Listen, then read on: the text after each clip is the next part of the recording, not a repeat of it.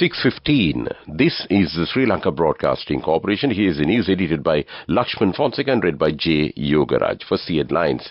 The President launches the International Climate Change University at COP28 Summit. Pakistan and Sri Lanka ready to deepen and strengthen the long-standing cooperation. The President's Fund initiated a scholarship program for 8 advanced-level students. The Met Department issues red alert to naval and fishing communities and coastline residents. The government allocated 517 billion rupees for provincial education ministries. Meta says it recently removed a network of thousands of fake and misleading accounts based in China. And those are the headlines. President Ranil Wickremesinghe disclosed a visionary plan aimed at addressing the challenges of the global warming and securing sustainable development for nations within the tropical belt at COP28 held in Dubai. The President's media division reported that the President's speech highlighted the need for a paradigm shift in climate funding and a multilateral approach to achieve meaningful results.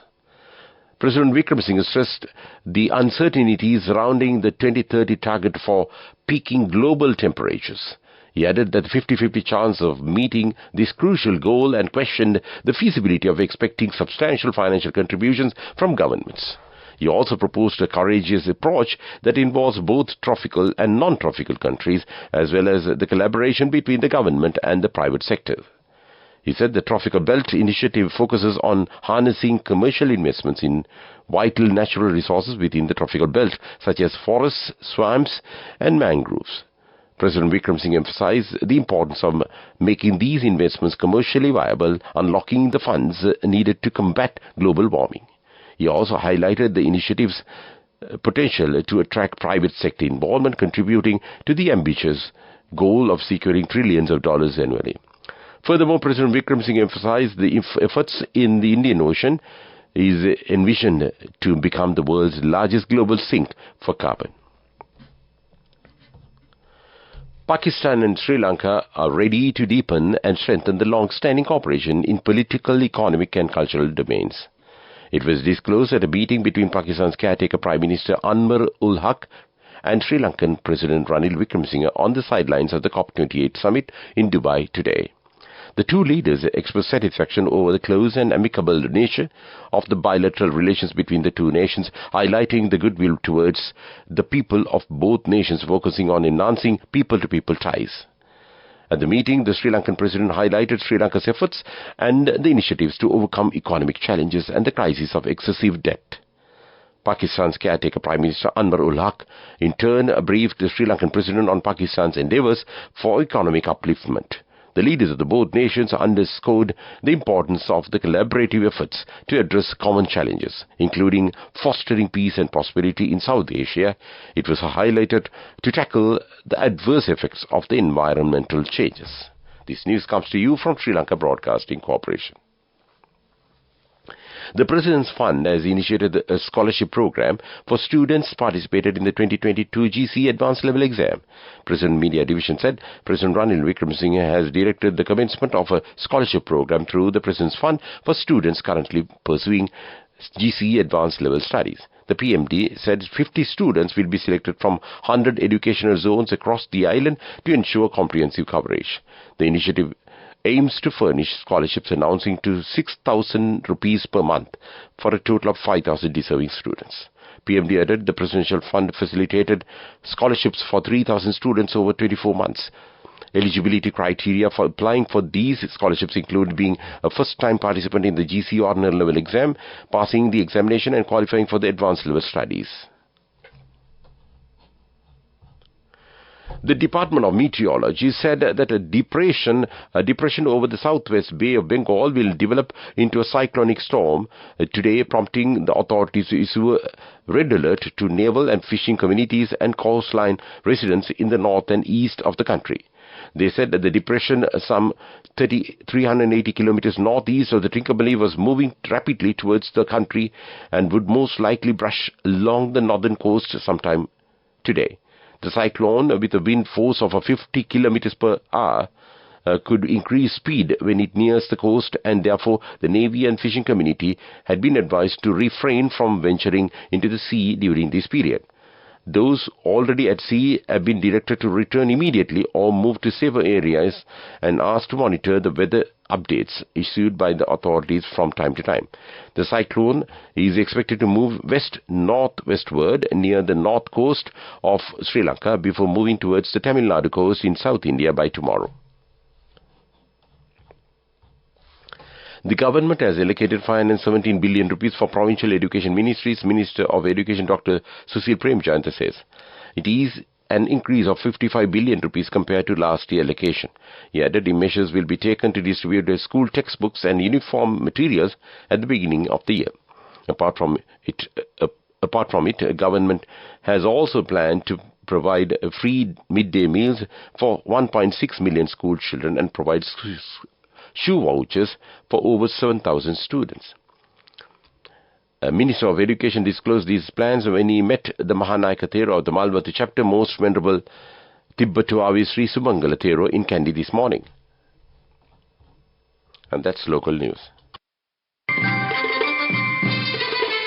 The main news story is brought to you by Sinhala Veda Mahatmya. President Ranil Wickremesinghe disclosed a visionary plan aimed at addressing the challenges of the global warming and securing sustainable development for nations within the tropical belt at COP28 held in Dubai.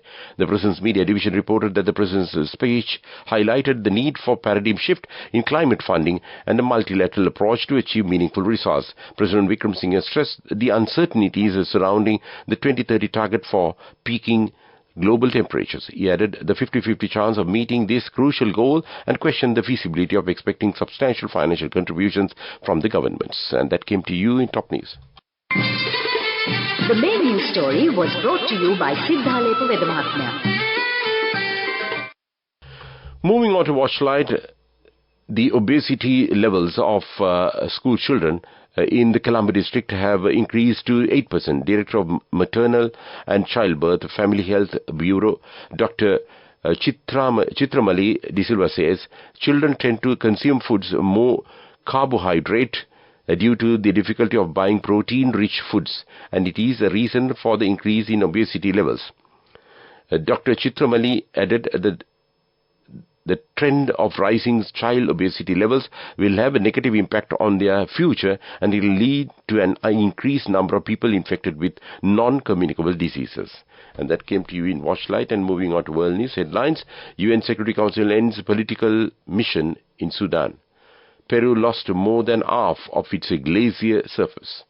Meta says it's recently removed a network of thousands of fake and misleading accounts based in China. And those are the headlines.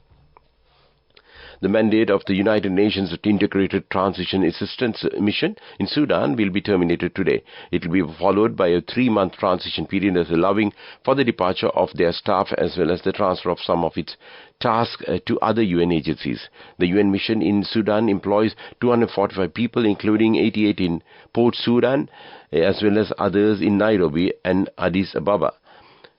U.S. envoy Robert Wood said that they are gravely concerned that the reduced international presence in Sudan will only serve to embolden the perpetrators of atrocities with dire consequences for civilians.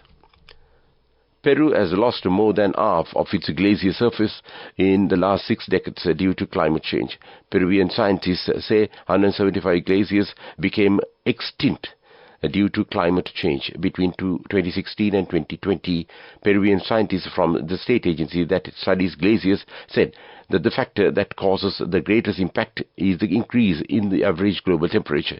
It is causing an accelerated retreat of glaciers, especially those in tropical areas, they warned.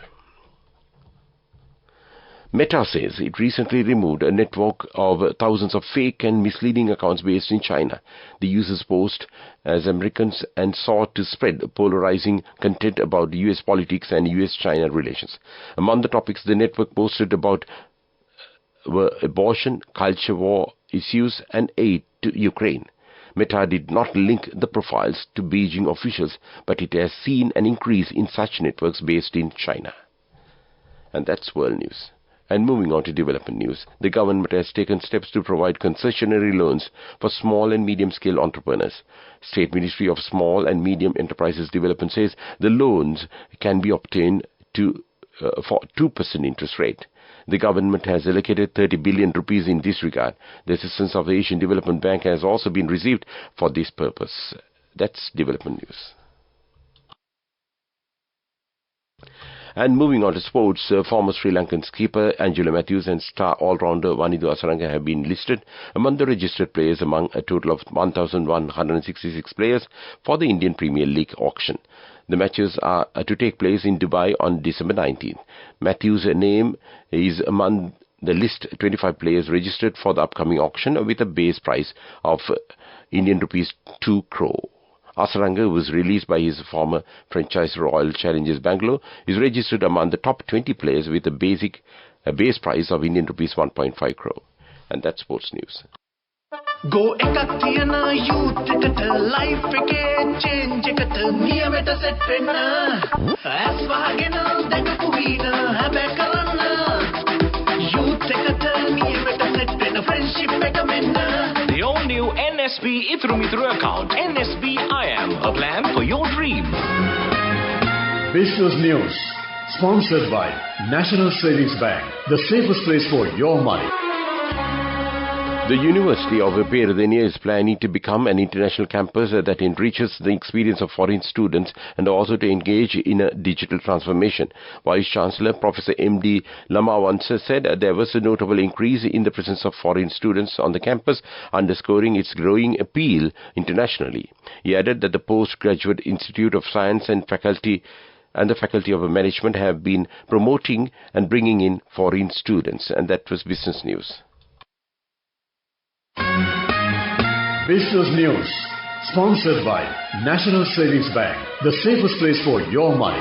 Go ekak thiyana youth එකට life එකේ change එකට නියමෙට set වෙන්න ඇස් වහගෙන දැකපු වීන හැබැයි කරන්න youth එකට නියමෙට set වෙන්න friendship එක මෙන්න.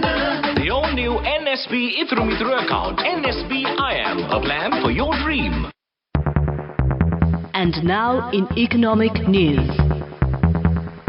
Sri Lanka will lose an estimated $22 million approximately following International Cricket Council's decision to shift the Under-19 World Cup from Sri Lanka to South Africa. Analysts said the 16-team tournament was originally scheduled from January 13 to February 4th across 5 venues in Colombo. However, the escalation of hostilities between then Sports Minister Roshan Ranasinghe and Sri Lanka Cricket has forced an ICC suspension on SLC. And that was economic news.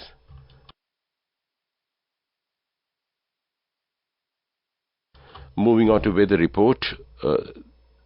The Met Department has issued a red warning for strong winds and rough seas for the naval and fishermen communities. The department said sea areas will be very rough in the deep and shallow sea areas in the southwest Bay of Bengal. The deep depression over the southwest Bay of Bengal has intensified into a cyclonic storm near the Sri Lankan sea area. And that was weather report. And to wind up this news podcast, let's look at the main points once again. The President launches International Climate Change University at COP28 summit. Pakistan and Sri Lanka are ready to deepen and strengthen the long-standing cooperation. The President's Fund initiated a scholarship program for advanced level students. The Met Department issues a red alert to naval and fishing communities and coastlines residents. The government allocated 517 billion rupees for provincial education ministries. Meta says it recently removed a network of thousands of fake and misleading accounts based in China. And with that, we conclude this evening news podcast of Sri Lanka Broadcasting Corporation. Back to Mario Vijayawardena to keep you company with the rest of the programs this Sunday evening.